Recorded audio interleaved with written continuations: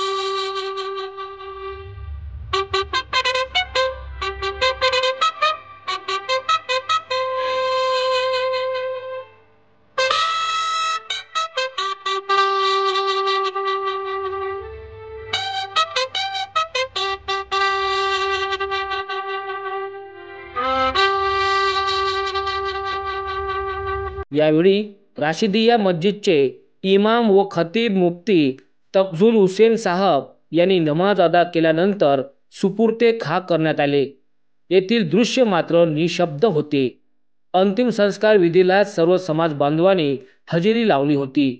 अब्दुल कलाम यांनी अमरावती शहर पोलीस आयुक्तालयात अनेक वर्षे सेवा दिली। अशातच अनेक वरिष्ठ पोलीस अधिकारी, पोलीस कर्मचाऱ्यात त्यांचे मैत्रीचे आणि आपुलकीचे संबंध होते। मात्र अचानक त्यांच्या हत्येने पोलीस विभागात शोककळा पसरली आहेत।